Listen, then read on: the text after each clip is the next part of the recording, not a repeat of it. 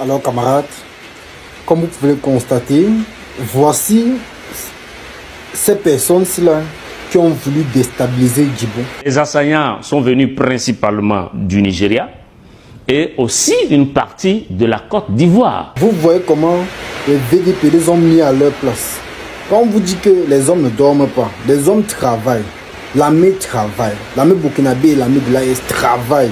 Vous ne comprenez pas. Ce qui s'est passé au niveau de Djibo, au Burkina, c'est comme ça nous interpelle. Quand vous regardez cela, vous voyez qui? Ce sont les vieillards, non? Vous voyez également les jeunes. Qui les détourne si ce n'est pas qu'entre eux-mêmes? Vous voyez, l'impérialiste, il est parmi nous. Il est parmi nous. Et à tous ces taureaux-là, on va continuer. On va toujours continuer à vous regrouper un peu comme ça là. On va tous vous neutraliser sans laisser personne, Il était devenu, comment je veux dire, pour les ennemis de l'AES, il fallait forcément continuer à accentuer la pression sur la sécurité intérieure du Burkina. Il est mieux, il est préférable que vous laissez les armes, que vous abandonnez. Mieux vous abandonnez parce que l'heure est grave. Aucune pitié. Djibo est désormais libéré. Et ce n'est pas une simple reprise de terrain, c'est une démonstration de force, une gifle pour les terroristes et un message brutal envoyé à tous ceux qui pensaient encore pouvoir semer le chaos au Burkina. Là-bas, les balles ont parlé, les drones ont filmé et les ennemis ont fui, désorganisés, comme des rats pris au piège. Ce n'est plus un repli stratégique, c'est une reconquête totale. Les forces burkinabées, avec une coordination chirurgicale, ont encerclé les poches ennemies. Il n'y a pas eu de négociation, pas de compromis. Ceux qui ont résisté ont été neutralisés. Ceux qui ont tenté de fuir ont été rattrapés. C'était une opération de nettoyage, précise, rapide et implacable. Les populations de Djibo ne sont plus otages. Elles sont libres. Après des mois d'angoisse, c'est un soulagement général. Les rues se remplissent, les drapeaux flottent et les chants de victoire résonnent. Les femmes applaudissent les soldats, les enfants crient « Vive IB !» et même les plus anciens n'avaient pas vu une telle scène depuis des années. La peur a changé de camp. C'est aussi une défaite symbolique pour ceux qui soutiennent l'ennemi dans l'ombre. Ils regardent en silence, ils comprennent que quelque chose a changé. Le Burkina d'Ibrahim Traoré ne tend pas la main aux ennemis, il les écrase. Et ça fait toute la différence. Ceux qui complotaient dans le silence sentent maintenant le souffle chaud de la justice leur caresser la nuque. Djibo, c'était un bastion stratégique.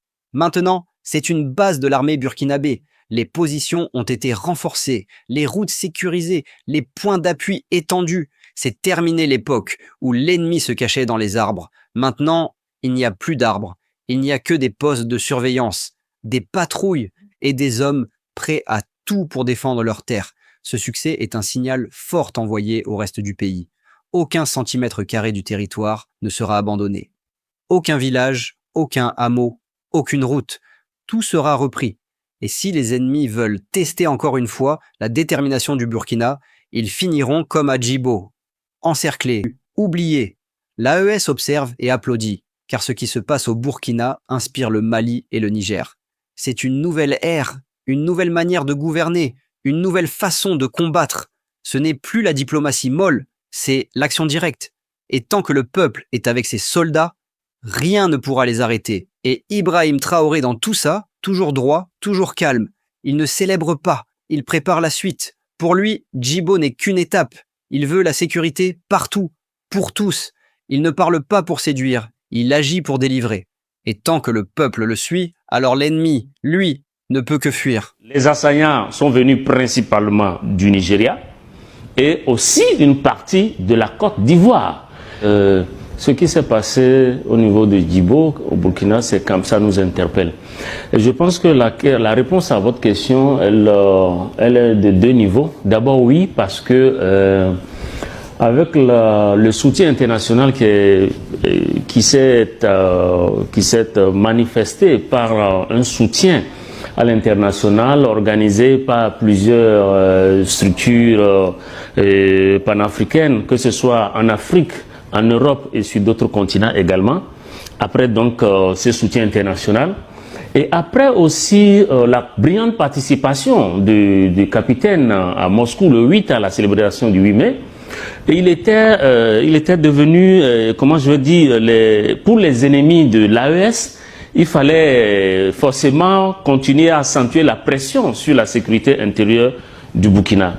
Et je pense que c'est ce qu'il vise principalement, c'est de montrer qu'en réalité, c'est de décrédibiliser, si vous voulez, le gouvernement burkinabé, le travail qui est fait dans l'AES, et de montrer surtout que l'apport, ou si vous voulez, la coopération que l'AES est en train d'entretenir aujourd'hui avec la Russie, que cette coopération n'est pas en train de marcher. Donc c'est pour faire échouer donc cette formidable coopération, ce formidable axe qui est en train de se tracer, parlant de la géopolitique, la nouvelle géopolitique internationale. Donc les ennemis de l'AES, en frappant sur Djibo et sur d'autres localités, sur plusieurs dispositifs, que ce soit militaires, sanitaires et autres, civils, avec justement un grand nombre d'assaillants qui sont venus en même temps, motorisés à pied, avec d'autres matériels de guerre également. Je crois que leur objectif, effectivement, c'est de montrer, de décrédibiliser le Burkina et l'AES et de montrer à la face du monde entier qu'en réalité, le soutien de la Russie n'apporte pas grand-chose à la lutte antiterroriste. Ça, c'est le premier palier. Le deuxième palier qu'il faut observer, c'est que les impérialistes, les forces de l'OTAN qui sont les instigateurs du terrorisme qui nous assaille en Afrique, ils ont un plan. Le plan, c'est quoi? C'est de tout faire pour faire échouer la lutte qui se mène au sein de l'AES. Et comment y parvenir? C'est justement de mettre le maximum de pression sur l'AES, de faire le maximum d'attaques pour qu'en réalité les maigres ressources de cette alliance puissent être permanemment consacrées à la sécurité. Ainsi donc de maintenir l'AES dans la pauvreté et obtenir en fin de compte le retournement donc des populations contre justement les gouvernements de l'AES. Attention, ce n'est que le début. Djibo est libre, oui, mais l'objectif final est bien plus grand. C'est tout le territoire burkinabé qui doit être purifié de cette vermine terroriste. Et ça, Ibrahim Traoré l'a bien compris. Il ne veut plus qu'un seul village vive dans la peur. Il veut une sécurité totale, une liberté retrouvée dans chaque région. Les renseignements affirment que plusieurs chefs terroristes ou capturés. Certains ont été filmés en train de supplier, d'autres ont tenté de se cacher parmi les populations. Mais cette fois, personne n'a été dupe. Les drones ont tout vu et les traîtres ont été identifiés. Fini les planques, fini les complicités silencieuses. La traque continue, sans relâche. Dans les coulisses, l'armée prépare déjà les prochaines frappes. D'autres zones sont ciblées. Le plan est clair. Frappez vite, fort, et surtout là où l'ennemi s'y attend le moins. Le message est simple. Plus un seul refuge, plus une seule cachette. Chaque recoin du pays sera scruté. Chaque suspect surveillé. Et pendant ce temps, la population se lève avec fierté. À Djibo, on recommence à construire, à nettoyer, à revivre. Le marché va rouvrir, les écoles se préparent, les visages changent, l'espoir renaît. Et ça, c'est plus puissant que toutes les armes, car un peuple qui n'a plus peur, c'est un peuple invincible. La libération de Djibo, c'est aussi un message aux ennemis de l'extérieur. Ceux qui rêvent encore de voir le Burkina à genoux peuvent oublier les menaces, les pressions, les coups tordus. Rien ne fera reculer l'AES. La souveraineté se défend, les armes à la main s'il le faut, et le Burkina vient de le prouver. Ibrahim Traoré ne recule pas. Il avance, avec ses soldats, avec son peuple, avec une foi inébranlable.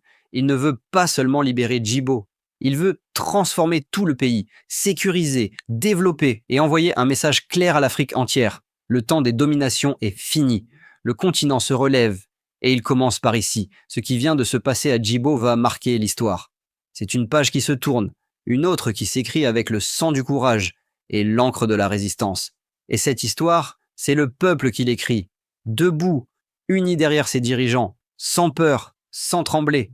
Et maintenant, c'est simple, on continue. Pas de pause, pas de relâche. Tant qu'il restera une seule cellule ennemie sur le sol burkinabé, le combat continue. Et ce combat, le peuple l'a déjà gagné dans son cœur. Le reste n'est qu'une question de temps.